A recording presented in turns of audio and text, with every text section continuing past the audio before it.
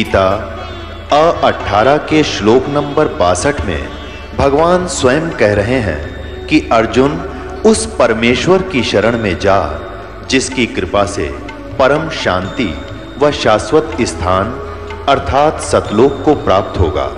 वो परमेश्वर कौन है, कहाँ है, कैसा है, जानने के लिए कृपया अवश्य सुनिए जगत गुरु तत्वदर्शी संत रामपाल जी महाराज के अमृत वचन।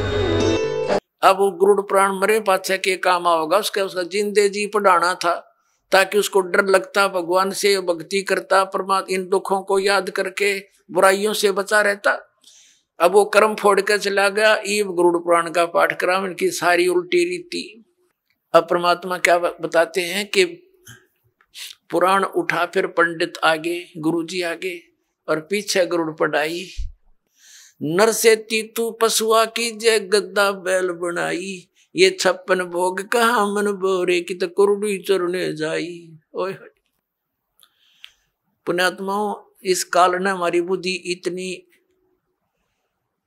कमजोर कर दी, हम ये सोचते हैं कि हमने जो आज ठाठ हैं मनुष्य जीवन में, जब चाहे भोजन खा लें, भूख लगते ही, जब चाहे चाय बनवा के पी ले, काजू किस्म सेब संतरे खावे, हलवे खीर खा लेते हैं। परमात्मा कहते हैं अगर इतनी सुविधा भगवान ने दी है जिसका कुछ काम भी नहीं आ रहा है, यदि आपने सत भक्ति नहीं की, गुरु धारण किया नहीं, तो फिर क्या होगा। नर से तीतू पशुआ की जय गद्दा बैल बनाई, ये 56 भोग कहा मन बोरे की तो कुरडी चरने जाई। ओए होए पुण्यात्मा, हमारा जो हृदय इतना कट्टर हो गया, इतना ज्ञानहीन हो गया हमारा हृदय में कि हम ये सुनकर भी यकीन नहीं होता सचमुच हमारी यह दुर्गति हो जाएगी। और यह सबसे बड़ी भूल जीव का लगी हुई है। ठीक है, स्वयं बुद्धि काम ना करती तो संतों के वचन सुनने चाहिए।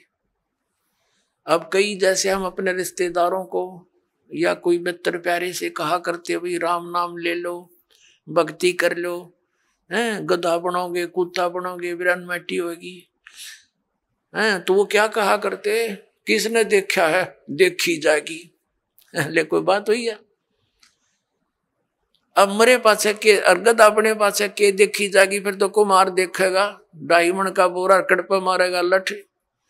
देखना थी देख, बुराई छोड़ भक्ति कर भगवान की। देखो कोई अंधा जा रहा है किसी कुमार्ग पर, गलत रास्ते पर, आगे से कोई आंखों वाला आ गया और उसको कह रहा कि सूरदास ये तेरा रास्ता ठीक नहीं, बहुत भयंकर बियाबान में चला जाएगा, तुझे खा जाएंगे हिंसक जानवर।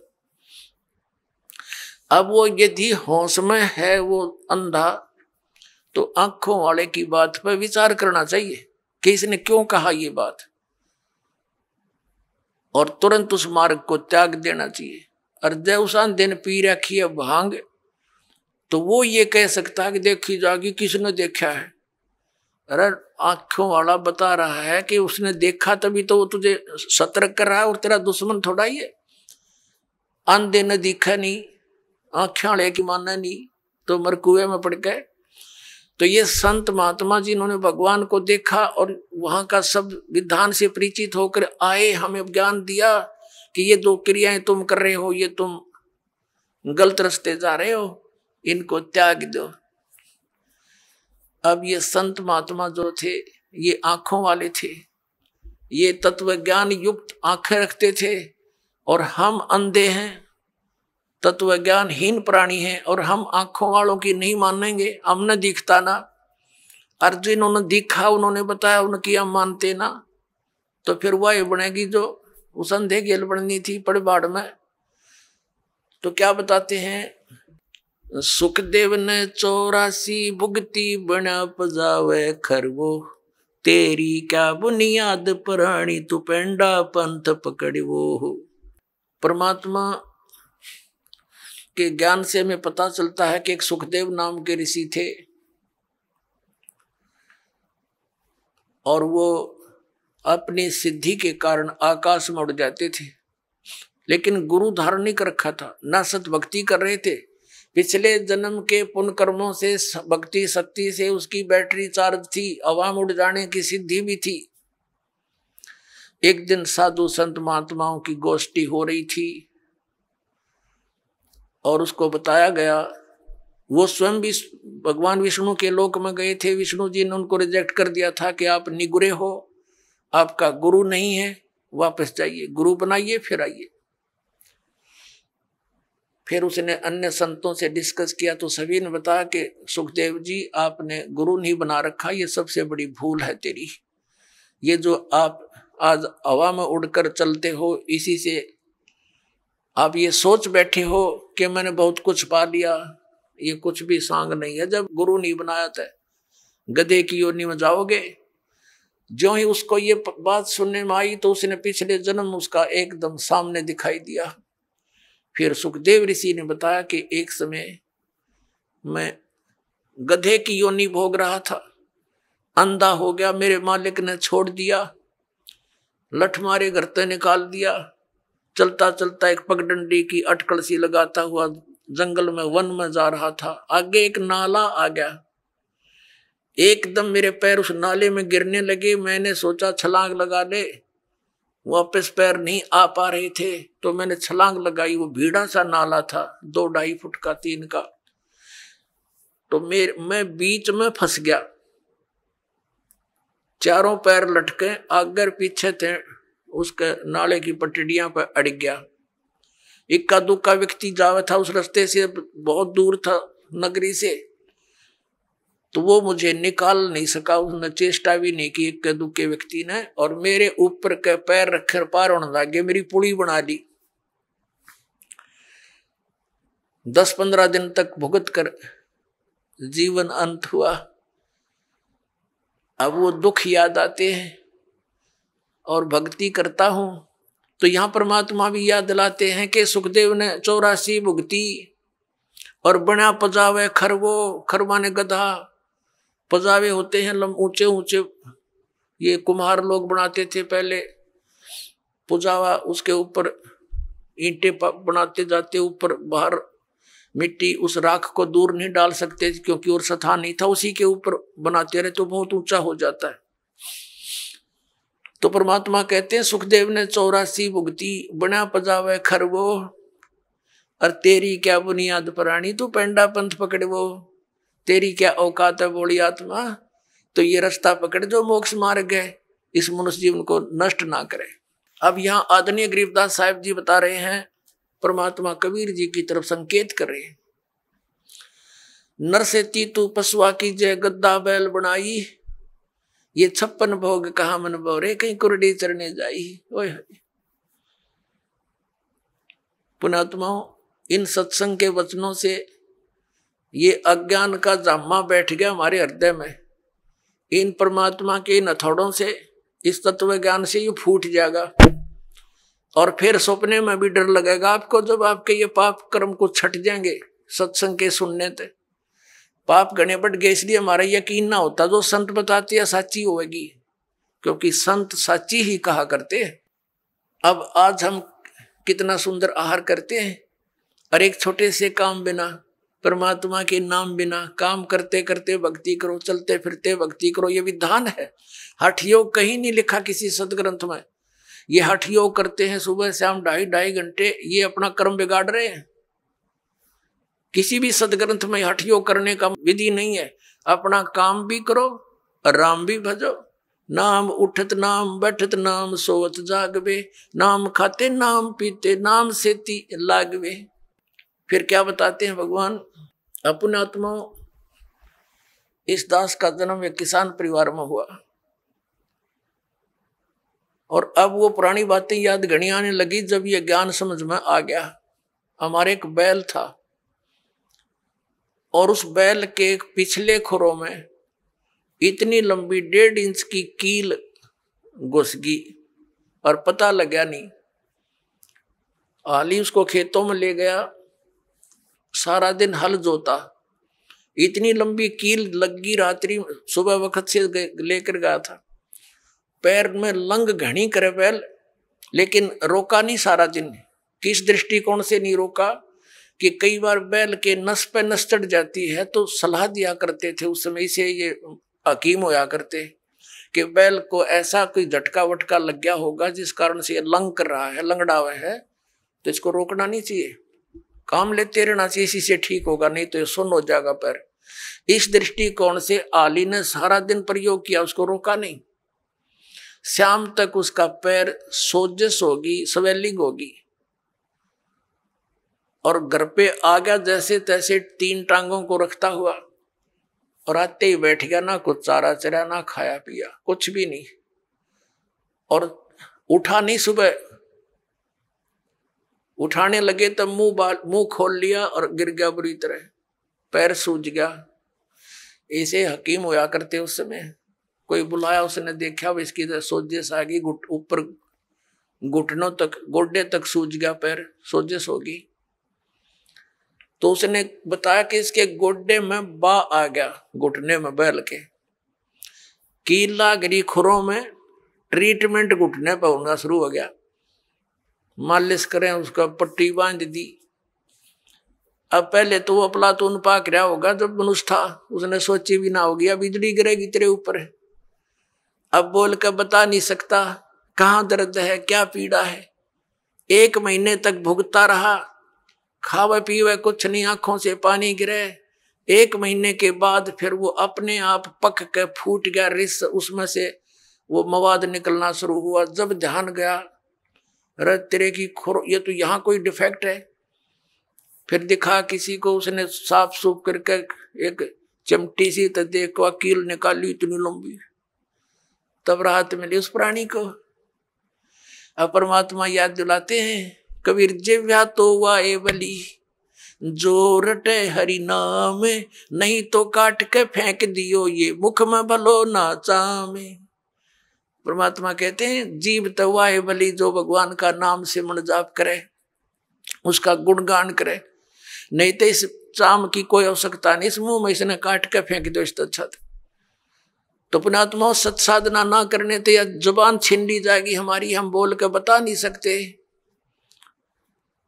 अब वो बातें दास का याद आने लगी जब परमात्मा का यू ज्ञान समझ में आया, ये आंखें खुल गई, रात की नींद गई, दिन की चैन समाप्त हो गया था। जब तक ये साधना नहीं मिली, और मिलने के बाद फिर सिर दर की बाजी ला दी।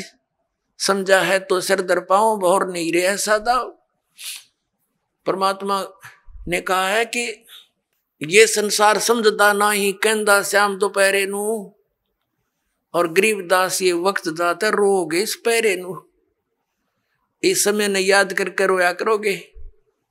अके भगवान मनुष्य जीवन में जब भक्ति कर लेते, कुत्ते बन के ऊपर न मुँह कर होते, उनको कभी कभी प्रेरणा होती है। अके बूंदी बन गई हमारे साथ, रात्रि में सर्दी के समय ऊपर से वर्षा हो रही है, और वो एसी रूम में रहने वाला आज धूम लगवा के और गली में विराजमान है, एक भक्ति ना करने से। और फिर न्यू करे ऊपर न मुकर को देखे बूंदी बनी उसको, की आत्मा तो वही है जो मनुष्य शरीर में थी, सारी महसूस करते हैं वो। तो यहाँ परमात्मा कहते हैं अच्छे दिन पाछे गए गुरु से किया ना हेत, अब पछतावा के करे बिरा चढ़िया चुगी खेत। यानी मनुष्य जीवन रहते ही ये ज्ञान याद आ जाता है, पता लग जाता है, तो कुछ भी ना बिगड़ा। और वह बिरान माटी हुए पाछे, फिर रोए जाओ ऊपर न मुँह करके। गरीबदास ये वक्त जात है, मनुष्य जीवन का समय जाता है, रोगे इस पैरे लू, इस समय न रोया करोगे जो सत भक्ति नहीं करी। और भक्ति कर रहे हो नकलियों के पास, वो भी रोएंगे, क्योंकि वो यूजलेस है, कोई मंत्र नहीं, कोई साधना नहीं, कोई ज्ञान नहीं उनका। तो वो अभी बात बिगड़ रही है। पुण्यात्मा काल ने घना जुल्म करवा रखा है हम आपके साथ। परमात्मा की चाह आत्मा को बहुत युगों से, जब से परमात्मा से बिछुड़ी है, लेकिन काल ने अपने ये दूत छोड़ रखे हैं कि ये मिसगाइड रखे, परमात्मा तक ना जाने दे, और ही कई साधनाओं में उलझाए रखे। ये तो दयालु आते हैं, अपने समर्थता से हमें इस मार्ग को याद दिलाते हैं और इस पर दृढ़ करते हैं। ना काल इस पर होने ना दे। 100 मन में खरपतवार पैदा कर देता जब सत्ज्ञान सुनता है, और जब अज्ञान सुना करते नो आराम से बैठे रहा करते। जो भी कोई कहता सारी साची, और अब सत शुरू होती है तो ये झूठी लगती है। क्योंकि हमने अज्ञान गणा सुन रखे। अब साधना करते हैं तो गलत करते हैं। क्या बताते हैं परमात्मा? प्रेत शिला पे जा विराजे पितरों पिंड भराई, बोल श्राद्ध खान को आए ये काग भये कल माही। परमात्मा कहते हैं प्रेत शिला पे जा विराजे, भूत बन गए, भूत ये गलत साधना करके, और फिर पितरों पिंड भराई, फिर पिंड भरवाए, और बोर श्राद्ध खान को आए काग भये कल माही। अपने आत्माओं ये श्राद्ध निकालते हैं, ये कहां से लिया इन्होंने ये जुगाड़? जबकि वेदों में मना है कि श्राद्ध नहीं निकालने चाहिए। ये भूत पूजाएं हैं, भूत पूजोगे तो भूत पढ़ोगे। गीता जी अध्याय नंबर 9 के श्लोक नंबर 25 में कहा कि भूत पूजने वाले भूतों को प्राप्त होंगे, पितरों की पूजा करने वाले पितर बन जाएंगे, देवताओं की पूजा करने वाले देवताओं के पास जाकर उनके नौकर लगेंगे, और मेरी पूजा करोगे मुझे प्राप्त होगे। तो गीता जी में तो मना किया कि पितर पूजा भूत पूजा ये 13वीं करनी, अस्थि उठानी, गति कराने के लिए गंगा में डाल कानी, ये सारी शास्त्र विरुद्ध साधना है, वेद विरुद्ध साधनाएं है, ये नहीं करनी चाहिए। अरे हमारे धर्म गुरु इन नवगाटा जुड़वा रहे हमारा कि श्राद्ध निकालो, 17वीं 13वीं करो। अपना आत्मा परमात्मा कहा करते रे भोड़ी सी दुनिया सत्य गुरु बिन कैसे सरिया, रे भोड़ी सी दुनिया सत्य गुरु बिन कैसे सरिया। अपने लला के बाल उतरवावे देख के चीना लग जइया। एक बुढ़िया लेकर जागी अपने पोते या पोती ने, कहा गुड़गांव में आड़ी पे, अपने इष्ट धाम पर ले जाते हैं जहां पर भी, और वहां नाई बैठा होता है। और इन अज्ञानी धर्म गुरुओं ने हमारे को यह सलाह दे रखी है कि पहले बाल बच्चे के अपने माता के ऊपर उतरवाने चाहिए इष्ट धाम पे। अब वह बुढ़िया जाती है पोता पोती ने लेकर, साथ में पुत्र वधू, और वहां नाई बैठा होता है। उसको जा करके वह बुढ़िया कहती है कि रे नाई के भाई मेरे पोते के बाल काट दे। अब बाहर अगर 5 रुपया में काटता होगा ना नाई, उस इष्ट दाम पर 10 रुपये लेगा डबल। अब पता इसने मेरे बिना कोई काटनिया नहीं, इसके डबल तो लेगा। और फिर बुढ़िया न्यू कहेगी भाई काट दे जल्दी सी मोटे मोटे,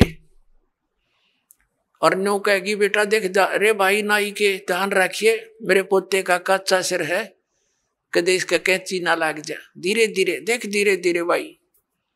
अब परमात्मा कहते हैं अपने लला के बाल उतरवावे, और इतनी चिंता कि कदे कैंची ना लग जइया, और एक बकरी का बच्चा लेके उसका गला कटैया, रे भोली सी दुनिया। वो भी तो किसी का बच्चा था जो तो बलि चढ़ाने जा रही है, और अपने बच्चे का इतना दर्द कैंची भी ना छू जा।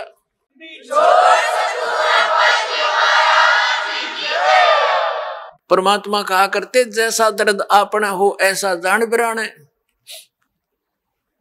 अब फिर वो बाल लेकर बुढ़िया क्या करेगी, उसमें मंदिर में चढ़ावेगी भगवान की मूर्ति पे, और वो बूढ़ा पुजारी बैठा होता है, वो उसी से में उठा के उनने और एक थैले में डाल देगा बोरी में, और जब वह बोरी भर जाएगी श्याम ने, उसने उठा के कुरडिया पे फेंक आवेगा, और कौन सा बैंक में जमा कराओगा उसने, उसने बाहर फेंकने उठा के ने। तो परमात्मा कहते तुम यही कटाओ और इन्हें यही फेंक दो, इसका कोई यूज नहीं, मूर्ख बना रखा, तुम्हारे धंधा खोल रहे हैं लोग। अपने लला के बाल उतरवावे देख कैंची ना लग जइया। एक बकरी का बच्चा लेके उसका गला कटैया, रे भोड़ी सी दुनिया सत्य गुरु बिन कैसे सरिया, रे भोड़ी सी दुनिया सत्य गुरु बिन कैसे सरिया। कच्चा पक्का भोजन बनावे फिर माता धोकने गैया, कच्चा पक्का भोजन बना के फिर माता धोकने गैया। उस माता ऊपर कुत्ता मुते वो क्यों ना मर गईया, रे भोड़ी सी दुनिया गुरु बिन कैसे सरिया रे भोली सी दुनिया, गुरु बिन कैसे सरिया। अब हमारी दादी जी माता दुखवाया करती हमारे थे, हमारी काकी ताइयों से माताओं से कहती ए पौधे मोटे मोटे गुड़ के हुए रोट, अब वो थोड़ी देर करती न धरदे न काची पाके, उन्हें पता था कुत्ता न खाने और कुर्सी माता उड़ा जिम्मेगी। और वहां एक माता इतने 2-2.5 फुट की उसकी हाइट, उसके महल की वो मंडी बना रखी होती है, अरे एक चबूतरा सा, और वो बुढ़िया तो ऊपर चढ़ा कर वह तो डाल के उसका आगे परोठे पूड़े वापस नीचे उतरने से पहले 3-4 कुत्ते चढ़ जाएंगे उसके ऊपर। पहले तो उस माता के उस भोजन न खाएंगे और चलते समय उसकी चोटी में धार मार खाएंगे। अब परमात्मा न्यू कहा करते कि जय वह माता जिसने तो धोकन गई उसे प्रोटेक्शन की, क्योंकि पूजा तो न्यू कराना कुछ बचाव करे हमारा, उसके आप शर्म कुत्ते मुते तो वह तेरा बचाव क्या करेगी बुढ़िया। अब परमात्मा क्या बताया करते, परमात्मा क्या बताया करते, आप पे लिपे आप पे पोते और आप पे बनावे ओई, और उस पे बुढ़िया फिर पोते मांगे। देख अकल कहां से खोई। एक वही माता देखी हमने पूजती, एक औरत क्या चित्र बना लेती थी दीवार पे, आप पे बनाती और फिर उसका कागज जोत जात ला के अर्नो कहे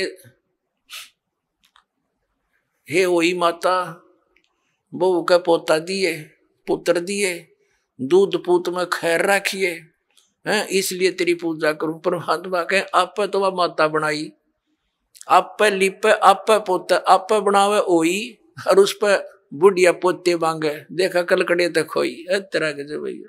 परमात्मा क्या याद दिलाते हैं कि जाटी पूजे पीपल पूजे और सिर तुलसा के हो और दूध पूत में खैर राखिए, नो पूजो हो तो जांडी पूजे और पीपल में पानी चढ़ावे और फिर तुलसी माता ने पूजे, और उनको किस लिए पूज रही हूं कि मेरे दूध पूत में खैर रखिए।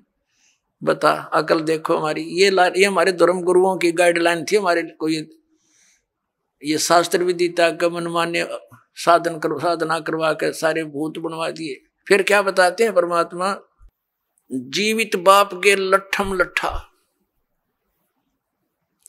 और मुए गंग पुचैया, और जब आवे आसुज का महीना और वो कौवा बाप बनैया रे भोली सी दुनिया, सतगुरु बिन कैसे सरिया। जैसे जीवित बाप के साथ तो खेचा तानी रखे नकम्मी आत्मा है, और मरने के बाद फिर उसकी गति के लिए चलेंगे कहां से। देखो पुण्यात्माओं, ये हमारे धर्म गुरु कहां से गति कराने लगते हैं मृत्यु के उपरांत।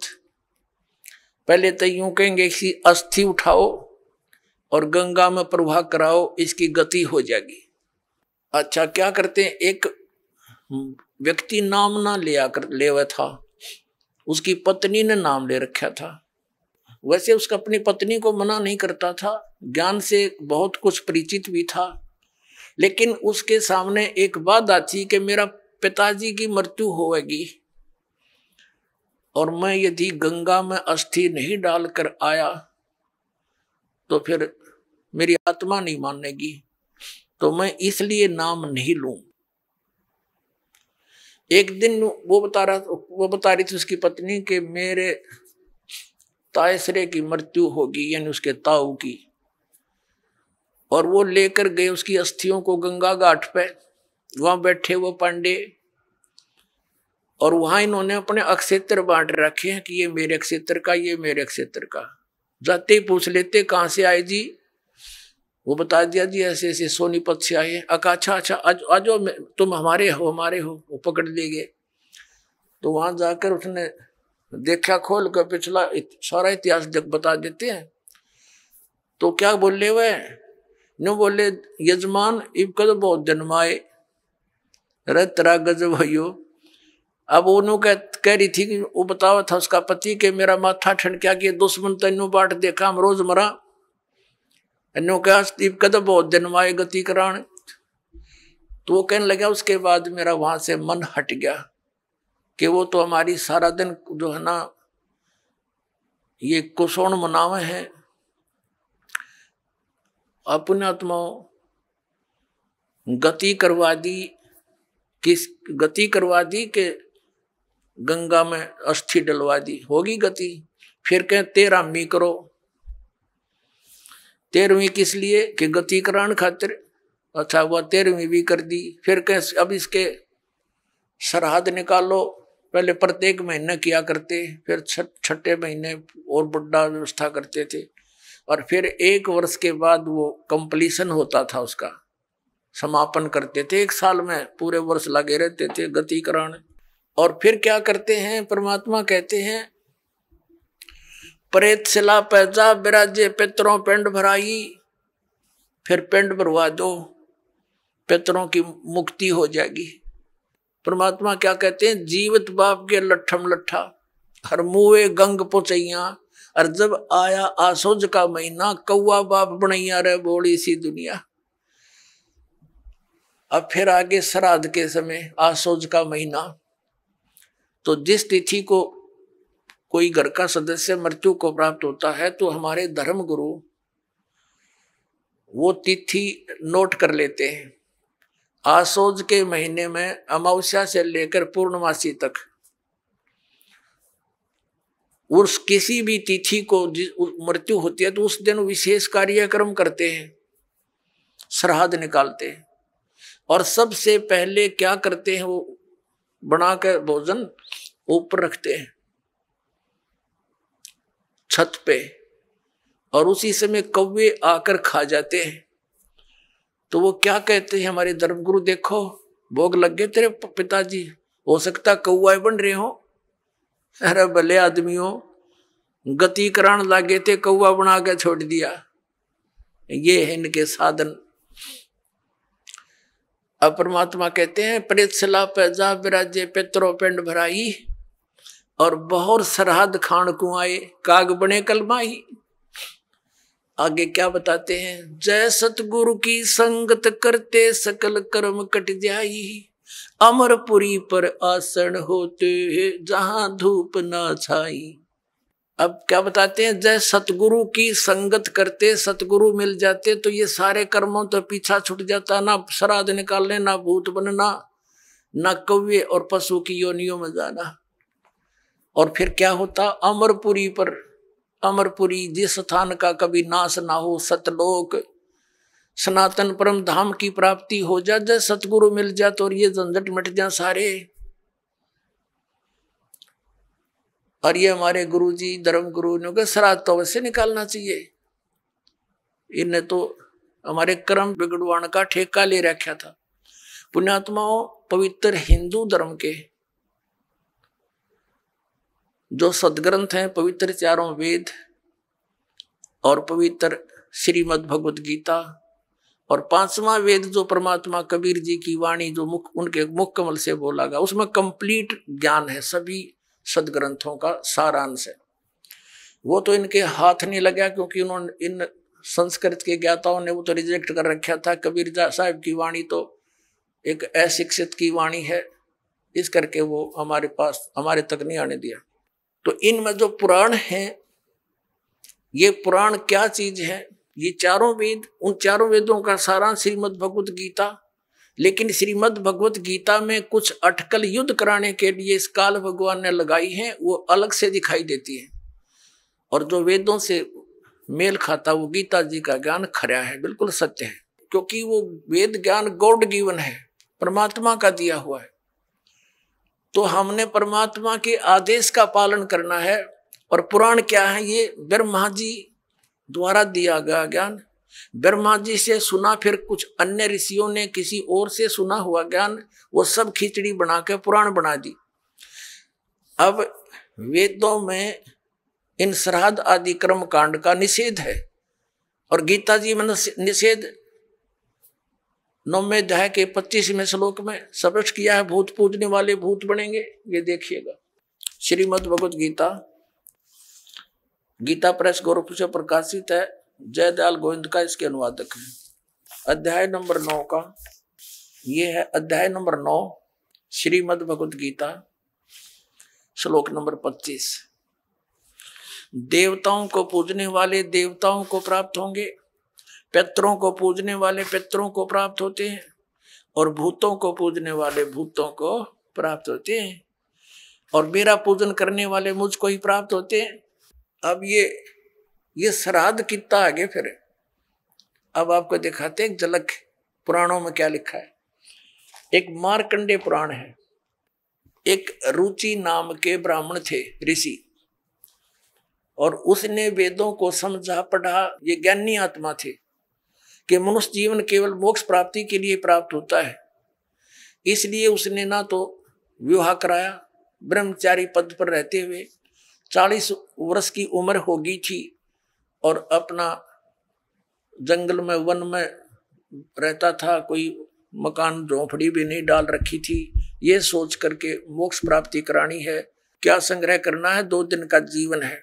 अब वो वेदों अनुसार साधना कर रहा था, रुचि ऋषि, और उसके जो पिताजी, दादाजी, परदादाजी, चौथा दादाजी वो मर चुके थे, वह भूत बन रहे थे, और वह भी ऋषि थे, ब्राह्मण थे। उनने भी ये कर्म कांड करे और करवाए थे, तो भूता बनेंगे वह। तो वो चारों दिखाई दिए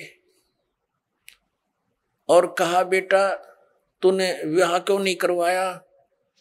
विवाह करवा के तुम हमारा श्राद्ध करता है और हमारी गति हो जाती।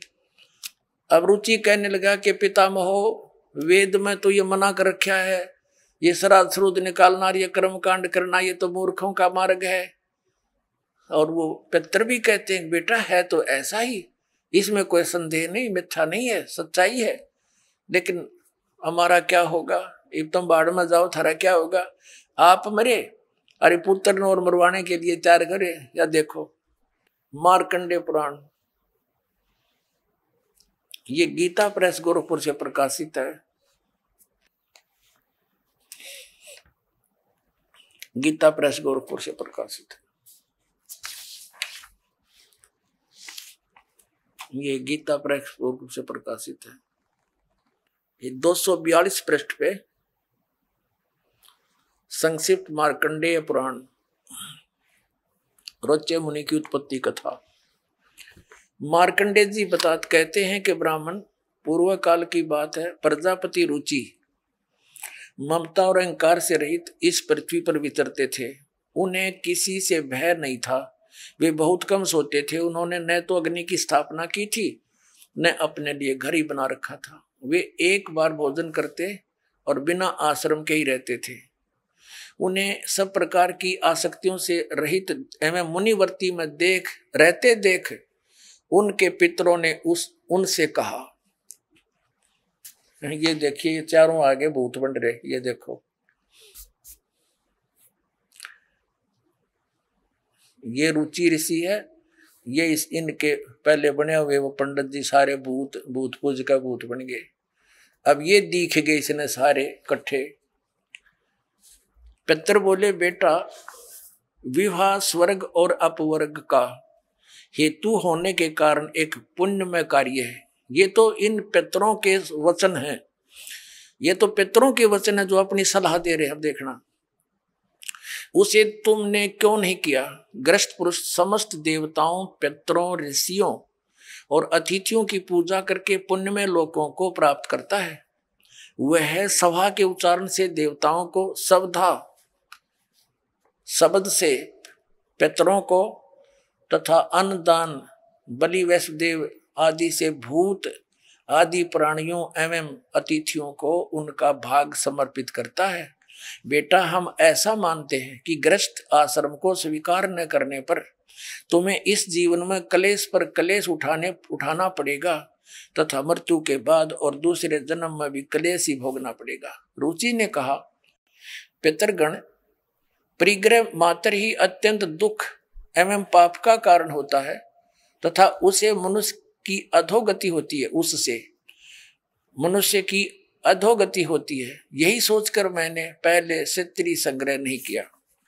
अब यहां देखो, पितर बोले बेटा, जितेंद्रिय होकर आत्मा का प्रक्षालन करना उचित है, किंतु तुम जिस मार्ग पर चल रहे हो वह मोक्ष मार्ग है। बता, इसने तो घटिया मान रहे मोक्ष मार्ग ने कि तुम जो कर्म कर रहे हो जिस मार्ग पर चले तो मोक्ष मार्ग है। अरे हम बतावांगे पितृवृंद का मार्ग। देखिए, रुचि ने पूछा, पितामहो, वेद में कर्म मार्ग को अविद्या कहा गया है, जो तुम सलाह दे रहे हो वो कर्म कांड, श्राद्ध श्रूद निकालना, पितृ पूजना, वो तो मूर्खों की विद्या, अविद्या का है, मूर्खों का सलाह कही है। फिर क्यों आप लोग मुझे उस मार्ग में लगाते हैं?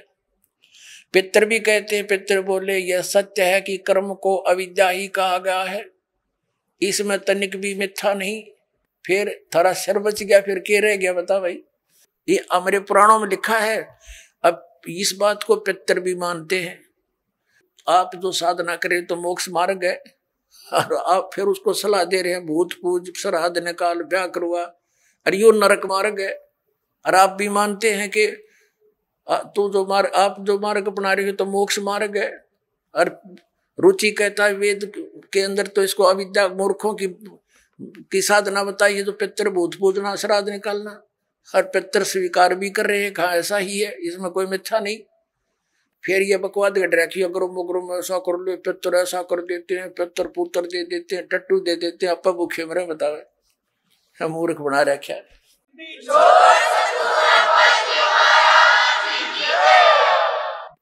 एक थोड़ी सी झलक दिखाते हैं आपको इसी मार्कंडे पुराण में। इन कहां से ले रखे ये श्राद्धा के सिलसिले। एक मंदालसा नाम की औरत थी, उसने अपने पुत्र को शिक्षा दी, और वह ये ले रहे हैं। देख, मार्कंडे पुराण के अंदर है, यही आपको सुना रहे हैं। ये काशी पृष्ठ से थोड़ा सा लेंगे। मंदालसा बोली महाराज, ये मंदालसा ज्ञान देती बिहारी है। मंदालसा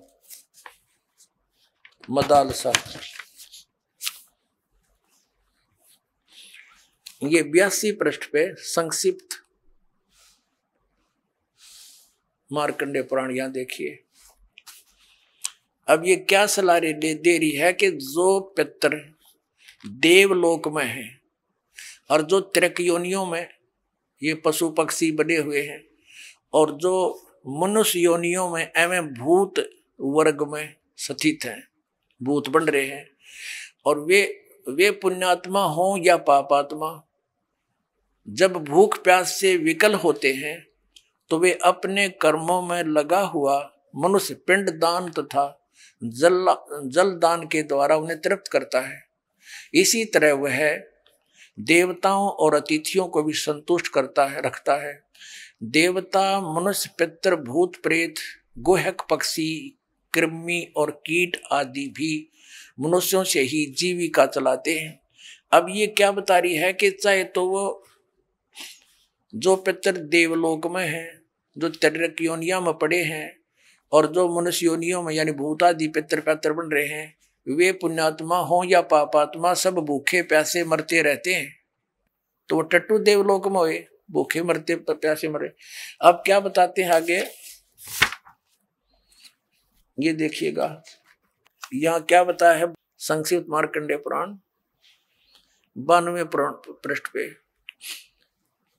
इनमें से जो नरक में निवास करते हैं, जो पशु पक्षी की योनियों में पड़े हैं, तथा जो भूत प्रेत आदि के रूप में स्थित हैं, उन सब को विधि पूर्वक श्राद्ध करने वाला यजमान तृप्त करता है। कैसे करता, सुनो।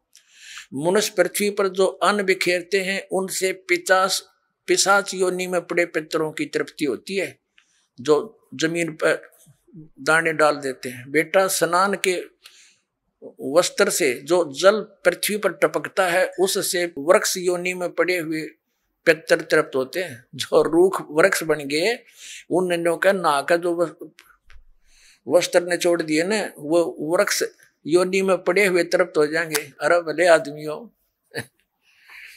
अब ये एक बार क्या था, परमात्मा कबीर जी काशी में गंगा घाट पर चले गए। गंगा का एक घाट बना हुआ है, वहां पर ये ब्राह्मण लोग सूर्य को यानी ऐसे सूर्य की तरफ मुंह करके गंगा से जल उठावें और वहीं डाल दें। कबीर साहब बढ़कर उसमें गंगा में घुटनों पानी में और ऐसे नौकरन लगे गंगा के जल को पटरी पर फेंक रहे पूरी स्पीड तक। अब वो सारे पंडित जी अपना काम छोड़ के कबीर साहब की ओर देखने लगे। कहने लगे वो कबीर ये क्या कर रहा तू? कबीर जी बोले आप क्या कर रहे हो? मैंने ना पूछा, तुम क्यों पूछ रहे हो मेरे से? पहले आप बताओ आप क्या कर रहे हो? कि हम अपने पितरों को स्वर्ग में जल भेज रहे हैं। ये हम यहाँ जल डाल रहे हैं ना ऐसे मंत्र बोलकर, ऐसे सूर्य की तरफ मुंह करके, ये वहां स्वर्ग में हमारे भूखे प्यासे पितरों को जल प्राप्त होगा। परमात्मा बोला मैंने एक बगीची लगा रखी अपनी झोपड़ी के आगे और मैं उस बगीची को सींच रहा हूं। फिर मंड के करड़े हो गए। तो वो कहने लगे रे भोले आदमी, इतनी दूर कैसे जाएगा जल? ये तो यहीं पड़ा है। वो तेरी झोपड़ी के आगे बगीची जो छोटी सी लगा रखी, वो कैसे सिंचाई होगी इससे?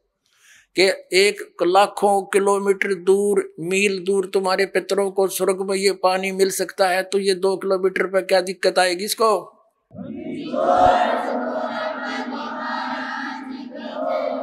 तो उनकी चौंध टूट गई। पंडित जिया ने फिर अपना गलती स्वीकार की, माल की शरण ग्रहण करी। अपने आत्माओं वही यहाँ ये सिस्टम है। देखो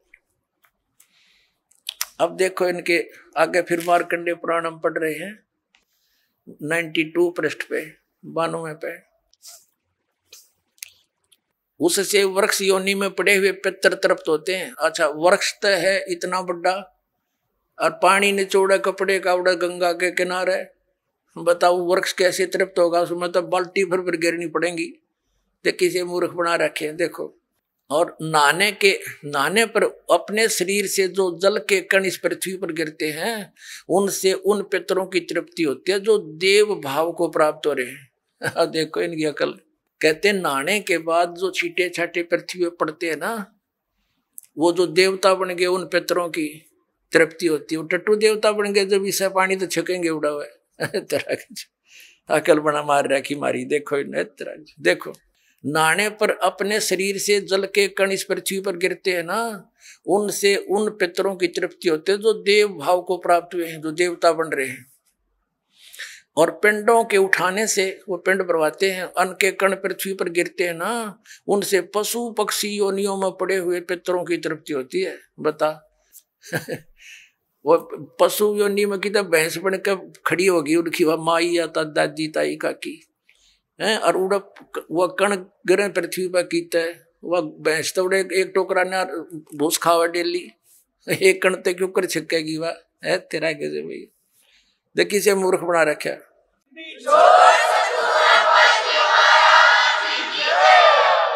अब देखो कुल में बालक जो श्राद्ध कर्म योग्य होकर संस्कार से वंचित रह गए, यानी बचपन में मर गए, श्राद्ध करे नहीं, तो वे बिखरे हुए अन्न और ये समाज जन के जल को ग्रहण करते हैं।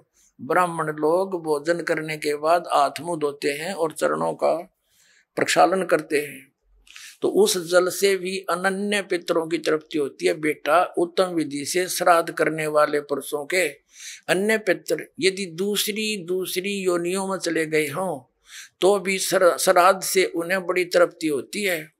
अनन्य उपार्जित धन से जो श्राद्ध किया जाता है उससे चंडाल आदि योनि में पड़े पितर तृप्त होते हैं।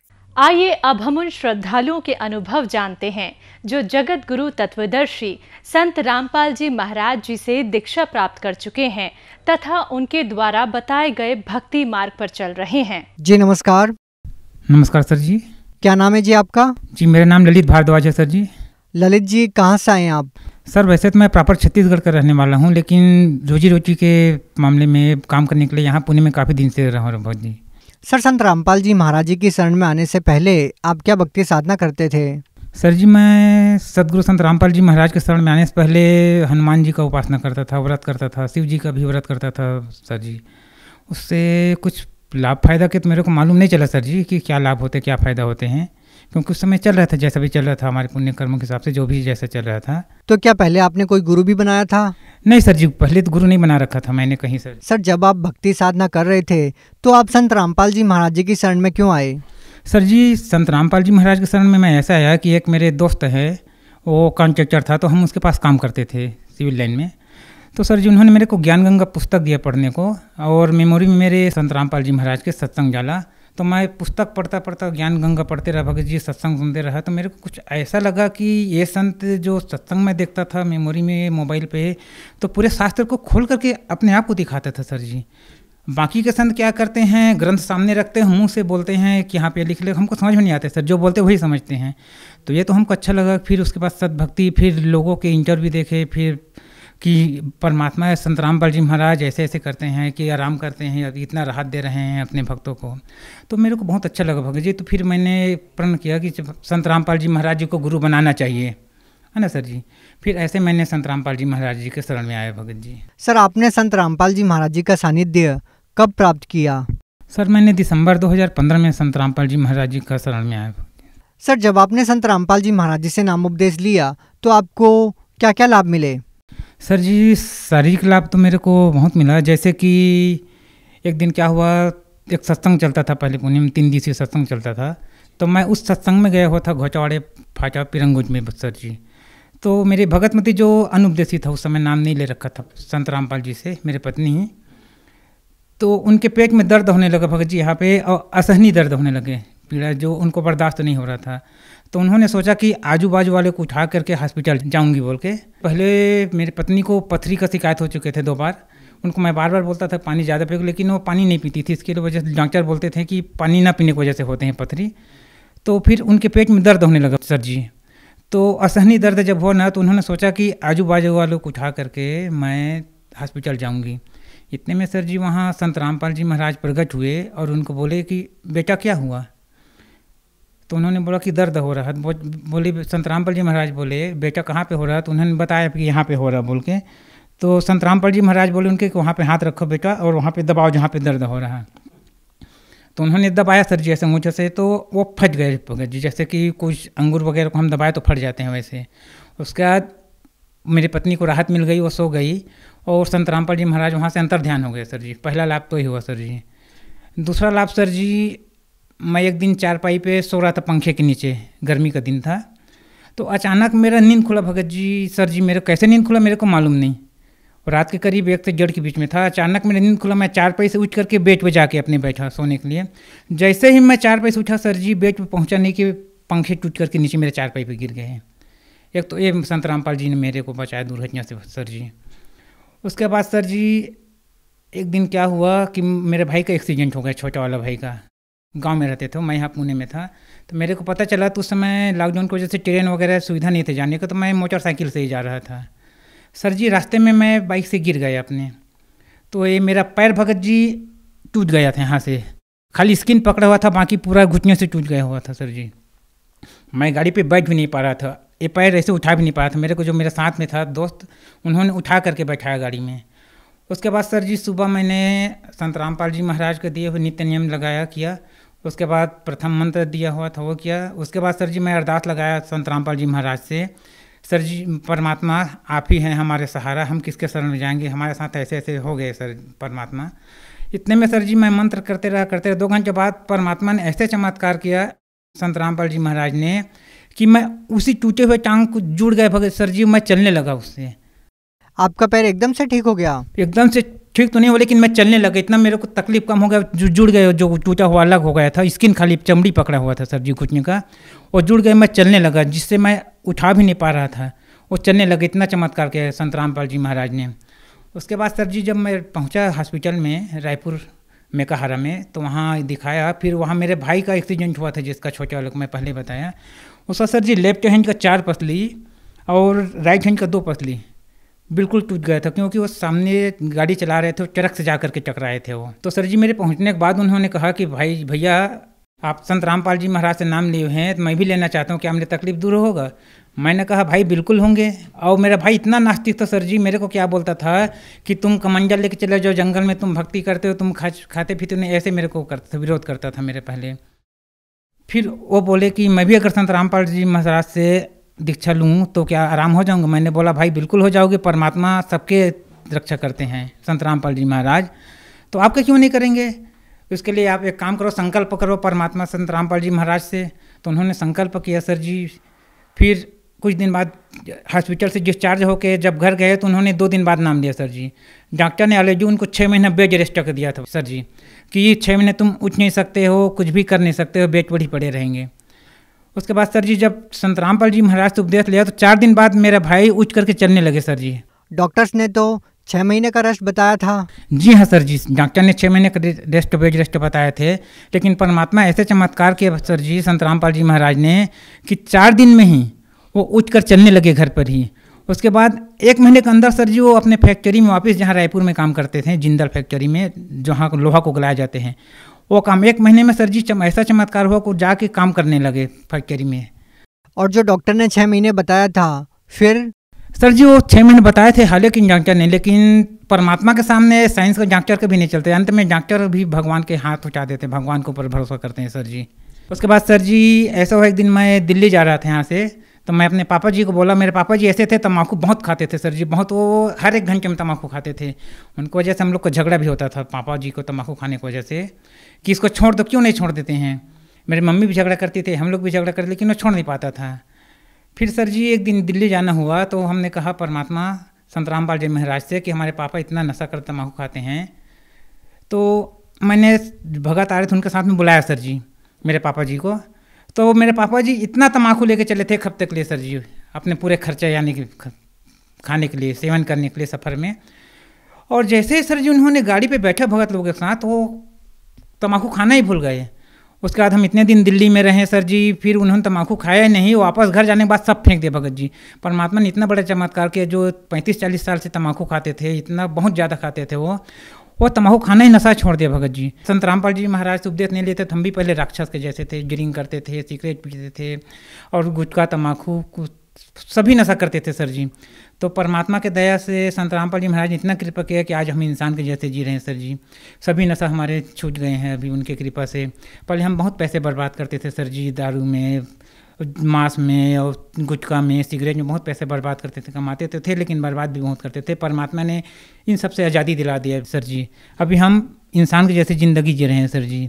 सर जैसा कि आपने बताया कि आपके पिताजी 35 साल से नशा कर रहे थे, इतने लंबे समय से नशा करते रहना और एकदम से उसको छोड़ना ये काफ़ी मुश्किल भरा होता है। अमूमन लोग छोड़ नहीं पाते, बहुत सारे मेडिकल ट्रीटमेंट के बाद भी इतने सालों का नशा नहीं छूट पाता। तो संत रामपाल जी महाराज जी से नाम दीक्षा लेने के बाद नशा कैसे छूट जाता है? सर जी यही तो मैं बताया ना आपको, हम लोग इतना उनको झगड़ा करते थे, पहले अपने को समझ नहीं था, हम भी पहले जगत थे तो उनको गाली भी देते थे कभी कभी पिताजी को, इनको क्यों नहीं छोड़ देते हो, आँख भी कमज़ोर होते हैं, डॉक्टर बताते हैं इतना बुरी चीज़ है, क्यों नहीं छोड़ देते हो पिताजी। तो बोलते थे नहीं छोड़ सकता मैं, कैसे छोड़ दूँ, नहीं छोड़ सकता मैं, इतने दिन से खा रहा हूँ, 35-40 साल से जब हम पैदा हुए तब से वो तम्बाकू खाते थे सर जी।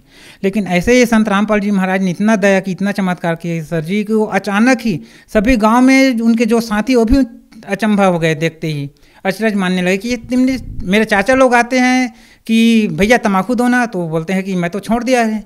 तो कहते तुम कैसे छोड़ दिए, हम लोग जब पैदा नहीं हुए बच्चे लोग तब से तुम खाते तो कैसे छोड़ दिए, हम लोग से नहीं छोड़ता। सर जी मेरे पापा ने ऐसे बताया उनको, मेरे चाचा लोगों को, कि संत रामपाल जी महाराज जो सत्संग करते हैं उसमें ऐसे मार्मिक बात बताते हैं कि सभी नशा या सभी बुराइयाँ दूर हो जाते हैं उनसे नाम लेने से। लेकिन नाम तो मेरे पिताजी ने नहीं लिया कि पहली बार गए थे, उन्होंने सोचा कि अगले बार जब आएंगे तब नाम लेंगे, ऐसे उन्होंने बोला था सर जी।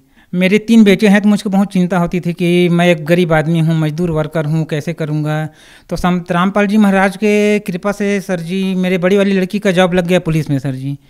उसके बाद मेरे बीच वाली लड़की है, उन्होंने 2 साल डी फार्म किया भगत सर जी, डी फार्म उनके पूरा हो गए, अभी बी फार्म कर रहे हैं भगत जी, वो 1 वर्ष उनको भी हो गया।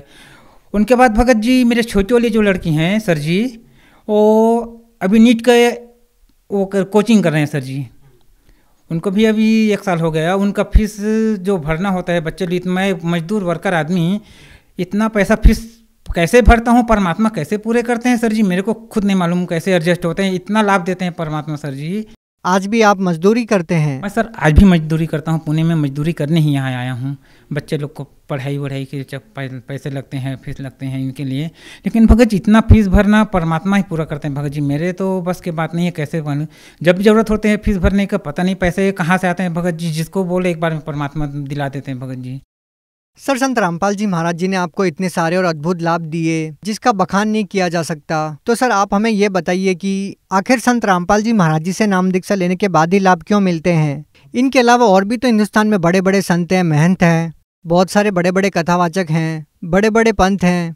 तो सर जब हम देखते हैं तो लोग बहुत सारी कठिन कठिन साधनाएं भी करते हैं, पूजाएं करते हैं, बहुत सारे गुरु भी बना रखे होते हैं, उसके बावजूद भी उन लोगों को लाभ नहीं मिलता। तो सर क्या कहना चाहेंगे आप? सर जी ऐसा है, संत रामपाल जी महाराज जो भक्ति बताते हैं वो शास्त्र विधि बताते हैं, जबकि शास्त्र में हमारे कहीं नहीं लिखे हैं कि मांस खाना है या फिर कोई भी नशा करना है सर जी। तो संत रामपाल जी महाराज जो हमारे बताते हैं वो शास्त्र विधि भक्ति बताते हैं, जिनसे सभी अनुयायियों को लाभ होते हैं। बाकी के संत क्या करते हैं कि उनको ये होते हैं सर जी कि अगर हम नशे मना करेंगे नशा करने को तो हमारे पास आएंगे नहीं श्रद्धालु। संत रामपाल जी महाराज हमारे क्या करते हैं कि हमारे ये मर्यादा है, अगर इनको फॉलो कर सकते हो तब हमसे उपदेश लो, नहीं तो आपका काम यहाँ नहीं बनने वाला है, आप जा सकते हैं सर जी। तो उनके पास नाम लेने से, संत रामपाल जी महाराज जी से उपदेश लेने से, मर्यादा में रह के भक्ति करने से ये सभी लाभ होते हैं। बाकी के संत क्या करते हैं, खुद नशा करते हैं या तो उन अनुयायियों को पूरा नहीं मना कर पाते हैं सर जी। सर संत रामपाल जी महाराज के बारे में ये भी कहा जाता है कि वो देवी देवताओं की भक्ति छुड़वाते हैं। सर इसके बारे में क्या कहना चाहेंगे? क्या संत रामपाल जी महाराज देवी देवताओं की भक्ति छुड़वाते हैं? सर जी व्रत रखना हमारे शास्त्र में नहीं, गीता जी में भी मना किए हैं, व्रत रखना मना है। तो व्रत रखने से, अगर व्रत रखने से ही मोक्ष प्राप्त होते तो सर जो जितने भूखे रहते हैं उनका पहले मोक्ष प्राप्त होना था ना सर। मोक्ष प्राप्त होने का मतलब है जो शास्त्र विधि साधना है, शास्त्र विधि साधना में कहीं पर भी व्रत उपवास नहीं लिखा है सर जी। सर आप भगत समाज को क्या संदेश देना चाहते हैं? सर जी भगत समाज से मैं विनती करूंगा कि एक बार संत रामपाल जी का महाराज जी का सत्संग अवश्य देखें।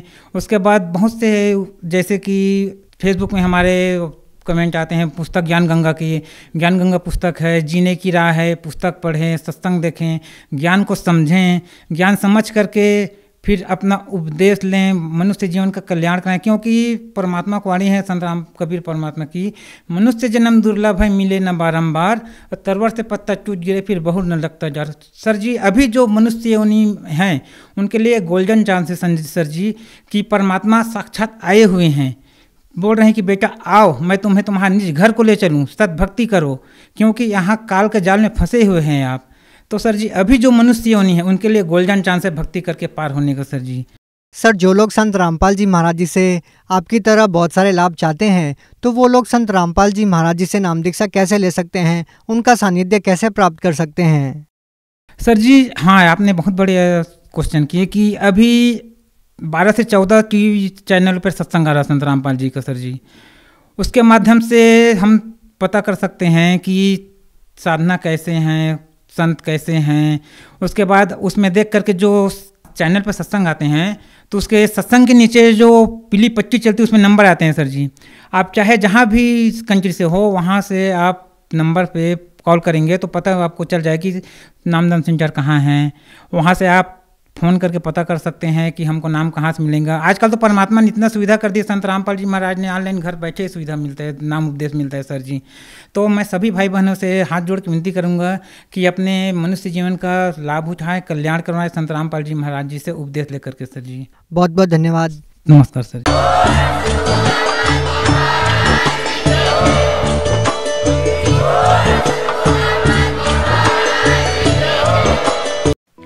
आप सुन रहे थे जगत गुरु तत्वदर्शी संत रामपाल जी महाराज के मंगल प्रवचन। अधिक जानकारी के लिए संपर्क करें।